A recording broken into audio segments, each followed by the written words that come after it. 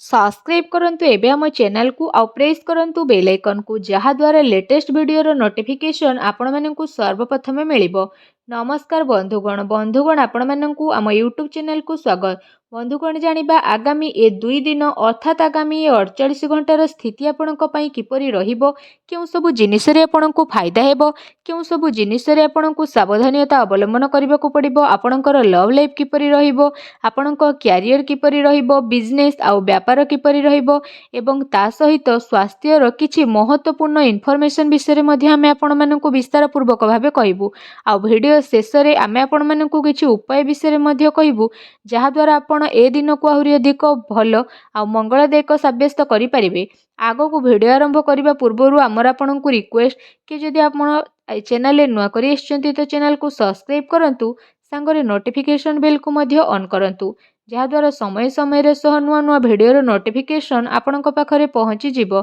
तो आसंतु जानिबा किपरि रहिबो आपणक पई विशेष भाबरे ए 2 दिनर स्थिति।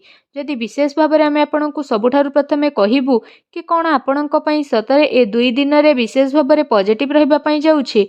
जदि फ्रेंड्स कहिबु, जदि आपण व्यवसाय करूछंती किंबा जदि आपण चाकरी कोठी करूछंती तो निवेश पई ए समयर भलो अवसर आपणकु प्राप्त हेबो। यह आपणकर आर्थिक निवेश पई बहुत ही भल स्थिति नहीं आसुची, जहाद्वारा आपणकु आर्थिक लाभ प्राप्तिर बहुत भल अवसर प्राप्त हेबाकू जाउछि। आपणकर भाग्य आपणकु बहुत भल साथ देबो। काम कार्य क्षेत्र रे आपणकु बहुत भल सफलता मध्य प्राप्त होई जिवो। ता सहित जदि कहिबा चल अचल संपत्ति दृष्टि रु मध्य निवेश करिबा आपणक पई ए दिन रे बहुत ही भल स्थिति रहिबो। सेथि पई समय आउ परिस्थिति को देखि निवेशर अवसरर तलाशी करंतु, जहाद्वारा विशेष भाबरे आपणकु भल सफलता प्राप्त हेबो एवं आपणकर आर्थिक स्थिति मध्य काफी मजबूत होई जिवो। ता सहित कोनोसी अप्रत्याशित आय बा शायद कोनोसी विरासत आपणकर अपेक्षा रे रहिछि। ए आयर भल भाबरे प्रयोग करंतु, जेमिति कोनोसी यात्रा बा एमिति कोनोसी गतिविधि रे करंतु, जहा आपणकु स्पष्ट भाबरे भल स्थिति प्रदान करिवो। ता सहित एमिति किछि कथा काहाकू कुहंतु नहीं जहा सामना वाला को कष्ट प्रदान करिवो। निजर आखपाख लोकंक सहित मिलसंतु, वरिष्ठ को प्रभावित करिबा पई शब्दर निपुणतार प्रयोग करंतु। निजर क्यारियर को बनेइबा आउ किछि पैसा भरा योजना बा रणनीति बनेइबा पई ए दिन आपणक पई शानदार समय रहिबो। आपणकर साथी सहयोगी आपणकु भल परामर्शदाता भावरे जानिबे। रचनात्मकता प्रति मध्य आपणकर विशेष रुचि बढ़िबो। ए अवसर आपण अवश्य लाभ उठांतु।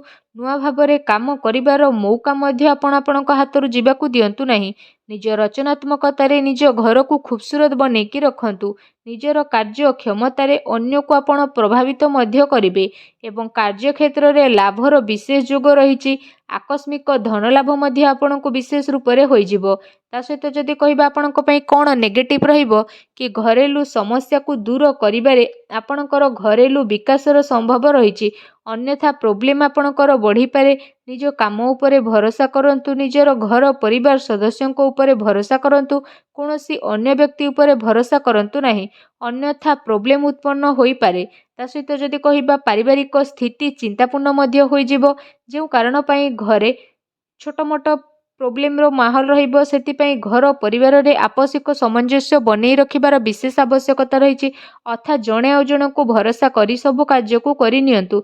निजर दायित्व को नेभेइबार पूर्ण चेष्टा करिकि आपण माता पितांकर सह संबंध मधुर बनेई रखिबा पई चेष्टा करंतु। एमिति व्यक्ति पाखकु जांतु जहाकु जरूरत रहिछि, जेमिति रे आपणकर भाई भौणी माता पिता एवं पड़ोसी सेमानकु शांति प्रदान करंतु।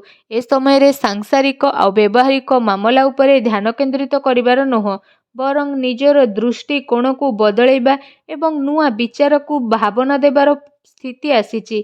एहा द्वारा लोक आपणक द्वारा प्रभावित मध्य हेबे आ आपणकर अधिकतर समय मल्टीटास्किंग रे स्पेंडिंग हेबो बा से सबु करंतु जहा आपण करूछंती। ता सहित आपणको देखिबे जरूरी ही सफलता प्राप्त हेबो। प्रतिटी स्थिति आपणक पई भल रहिबो। भाग्यर भरपूर साथ मध्य मिलिबो। एहा सहित जदि कहिबा कार्यभारर अधिकता कारणरू जरूरी कार्य को समयर सह आपण पूरा मध्य करिबे। सेथि पई क्रोधर अधिकता मध्य रहिबो। नकारात्मक विचार ठारू दूरी रुहंतु। ଅଧିକାରୀଙ୍କ ଠାରୁ ବାଦ ବିବାଦ କରିବା ଠାରୁ ଦୂରେଇ ରୁହନ୍ତୁ। ଏହା ଆପଣଙ୍କ ପାଇଁ ବହୁତ ହି ଭଲ ରହିବ। ଆସନ୍ତୁ ଜାଣିବା ଆପଣଙ୍କର ଲଭ୍ ଲାଇଫ୍ କିପରି ରହିବ। ଯଦି କହିବା ଆପଣଙ୍କୁ ଆପଣଙ୍କର ପ୍ରେମ ଜୀବନରେ ସମ୍ଭାଳି କରି ଚାଲିବାର ଆବଶ୍ୟକତା ରହିଛି। ଏହା ସହ ଛୋଟ କଥା ବଡ଼ ମଧ୍ୟ ହୋଇପାରେ ଆଉ ତାର ପ୍ରଭାବ ଆପଣଙ୍କର ପ୍ରେମ ଜୀବନରେ ନକାରାତ୍ମକ ରୂପରେ ମଧ୍ୟ ପଡ଼ିବ। ଆପଣଙ୍କର ପ୍ରେମ ପାଇବା ପାଇଁ ମଧ୍ୟ ଅନ୍ୟମାନେ ଆଶା ଆକାଂକ୍ଷା କରିକି ରହିବେ। ଆପଣଙ୍କ ଜୀବନରେ ଯାହା ବି ପ୍ରୋବ୍ଲେମ୍ ଆସିବ, ଯାହା ଆଗକୁ ଯାଇ ଆପଣ ଫେସ୍ କରିବେ। ତା ସହିତ ଆପଣଙ୍କୁ ଯଦି ଏଠି ଆମେ କହିବା ଏ ଟାଇମିଂରେ ଆପଣଙ୍କ ପ୍ରେମ ଜୀବନ ପାଇଁ ସ୍ଥିତି ଭଲ ରହିବ। ତା ସହିତ ବିଶେଷ ଭାବରେ ଯେଉଁ ଦିନର ଆପଣଙ୍କୁ ଅପେକ୍ଷା ଥିଲା ସେ ଦିନ ଏବେ ଆପଣଙ୍କର ଆସିଯାଇଛି। ଏବେ ଆସନ୍ତୁ ଜାଣିବା ବ୍ୟବସାୟ କ୍ୟାରିୟର ସ୍ଥିତି ବିଷୟରେ। ବ୍ୟବସାୟ କ୍ୟାରିୟର ଗତିବିଧିରେ ଆପଣଙ୍କର ସଫଳତା ମିଳିବ।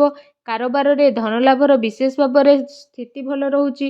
ପ୍ରପର୍ଟି ସେୟାର ବଜାରରେ ନିବେଶ କରିବା ଆପଣଙ୍କ ପାଇଁ ଲାଭଦାୟକ ରହିବ। ଅନାବଶ୍ୟକ ଖର୍ଚ୍ଚର ଅଧିକତା ରହିବ, ଯାହାର କଣ୍ଟ୍ରୋଲ କରିବାକୁ ଆପଣଙ୍କୁ ପଡ଼ିବ। ଏହା ସହ ଚାକିରି କରୁଥିବା ଜାତକଙ୍କ ପାଇଁ ମଧ୍ୟ ଏ ଦିନ ବହୁତ ଭଲ ରହିବ। ବିଦ୍ୟାର୍ଥୀଙ୍କ ପାଇଁ ମଧ୍ୟ ଦିନ ମିଲାଜୁଲା ରହିବା ପାଇଁ ଯାଉଛି। ତ ଆପଣଙ୍କ ପାଇଁ ଯଦି କହିବା ବ୍ୟାପାର ସମ୍ବନ୍ଧିତ କୌଣସି ଯାତ୍ରାରେ ଯିବାର ଯୋଗ ବନୁଛି, କୋର୍ଟ କଚେରୀ ସମ୍ବନ୍ଧିତ କୌଣସି ଭଲ ଖୁସି ଖବର ମଧ୍ୟ ଆପଣଙ୍କୁ ଏ ଟାଇମିଂରେ ପ୍ରାପ୍ତ ହୋଇପାରେ। ଏହା ସହିତ ଯେଉଁ ବ୍ୟକ୍ତିମାନେ ସରକାରୀ କ୍ଷେତ୍ରରେ ଚାକିରି କରୁଛନ୍ତି ସେମାନଙ୍କୁ ଶୀଘ୍ର ହିଁ ସରକାରୀ ବାହନ ଅର୍ଥାତ୍ ମକାନ ମଧ୍ୟ ପ୍ରାପ୍ତ ହୋଇଯିବ। ଆପଣଙ୍କର ଆମଦାନୀରେ ଭଲ ବୃଦ୍ଧି ମଧ୍ୟ ଆଗକୁ ଆସୁଥିବା ଟାଇମରେ ଦେଖିବା ପାଇଁ ମିଳିବ। ସମୟ ଆପଣଙ୍କ କ୍ୟାରିୟର ପାଇଁ କାଫି ଅନୁକୂଳ ରହିବ ଆଉ ଆପଣଙ୍କୁ ସରକାରୀ କ୍ଷେତ୍ରରେ କାଫି ଫାଇଦା ମଧ୍ୟ ମିଳିବ। ତା ସହିତ ଆପଣ ସ୍ୱୟଂ ଉପରେ ନିର୍ଭର ହୋଇକି ରହିବେ, ଅନ୍ୟ ଉପରେ ଭରସା କରିବେ ନାହିଁ। ବେରୋଜଗାରଙ୍କୁ ରୋଜଗାରର ନୂଆ ଅବସର ମଧ୍ୟ ପ୍ରାପ୍ତ ହୋଇଯିବ। ବ୍ୟାପାର ଧନ୍ଦାରେ ଭଲ ଲାଭ ମିଳିବାର ସମ୍ଭାବନା ରହିଛି, କିନ୍ତୁ ଅନାବଶ୍ୟକ ଖର୍ଚ୍ଚର ଯେହେତୁ ଅଧିକତା ରହିବ ତେଣୁ ସାବଧାନ ରୁହନ୍ତୁ। ଆସନ୍ତୁ ଜାଣିବା ଆପଣଙ୍କର ସ୍ୱାସ୍ଥ୍ୟ କିପରି ରହିବ। ଯଦି କହିବା ଆପଣଙ୍କୁ କୌଣସି ପ୍ରକାରର ସ୍ୱାସ୍ଥ୍ୟ ସମ୍ବନ୍ଧିତ ଗଭୀର ସମସ୍ୟାର ସାମ୍ନା କରିବା ପାଇଁ ପଡ଼ିପାରେ। ସେଥିପାଇଁ କୌଣସି ପ୍ରକାରର ସ୍ୱାସ୍ଥ୍ୟ ସମ୍ବନ୍ଧିତ ସମସ୍ୟା ଉତ୍ପନ୍ନ ହେବା ଦ୍ୱାରା ସମୟ ଦ୍ୱାରା ଉପଚାର କରିବାର ବିଶେଷ ଆବଶ୍ୟକତା ରହିଛି, ଯାହାଦ୍ୱାରା ସମୟ ଥାଉ ଥାଉ କୌଣସି ପ୍ରକାରର ପ୍ରୋବ୍ଲେମକୁ ଆପଣ ଅଟକାଇ ପାରିବେ। ତେଣୁ ସାବଧାନ ରୁହନ୍ତୁ। ଏଥିପାଇଁ ଆପଣ ନିଜର ଖାଦ୍ୟପେୟ ଉପରେ ବିଶେଷ ରୂପରେ ଧ୍ୟାନ ଦିଅନ୍ତୁ। ତା ସହିତ ନିଜ ସ୍ୱାସ୍ଥ୍ୟକୁ ଆହୁରି ଅଧିକ ଭଲ ରଖିବା ପାଇଁ ଆପଣ ପ୍ରତ୍ୟେକ ଦିନ ଯୋଗ କରନ୍ତୁ, ବ୍ୟାୟାମ କରନ୍ତୁ ଏବଂ ସୁସ୍ଥ ରୁହନ୍ତୁ। ଆସନ୍ତୁ ଜାଣିବା ଆପଣଙ୍କ ପାଇଁ ଏ ଦିନରେ କ'ଣ ବିଶେଷ ଉପାୟ ରହିଛି। ଆପଣ ସ୍ନାନ ଆଦି ବିଶେଷ ଭାବରେ କରିସାରିବା ପରେ ହନୁମାନ ଚାଳିଶାର ପାଠ କରନ୍ତୁ। ଭଗବାନ ଶ୍ରୀ ହରି ବିଷ୍ଣୁଙ୍କର ମୂର୍ତ୍ତିକୁ ବିଧିବଦ୍ଧ ବିଧାନର ସହିତ କୌଣସି ହଳଦିଆ ବସ୍ତ୍ରର ସହିତ ସ୍ଥାପନା କରି ଚନ୍ଦନ ଆଉ ହଳଦିଆ ଫୁଲରେ ପୂଜା କରନ୍ତୁ। ତା ସହ ମାଙ୍କର ଆଶୀର୍ବାଦ ନିଅନ୍ତୁ। ପକ୍ଷୀମାନଙ୍କୁ କିଛି ନା କିଛି ଖାଇବାକୁ ଦିଅନ୍ତୁ। ଦେଖିବେ ସବୁ ନକାରାତ୍ମକ ଶକ୍ତିର ବିନାଶ ହେବ, ଶୁଭ ଫଳ ପ୍ରାପ୍ତ ହେବ। ଭିଡ଼ିଓଟି କେମିତି ଲାଗିଲା ଆମକୁ କମେଣ୍ଟ କରିକି ଜଣାଇବେ। ଆଉ ଯଦି ଚ୍ୟାନେଲରେ ନ ଆସିଥିବେ ଚ୍ୟାନେଲକୁ ସବସ୍କ୍ରାଇବ୍ ମଧ୍ୟ କରିନେବେ। ଧନ୍ୟବାଦ।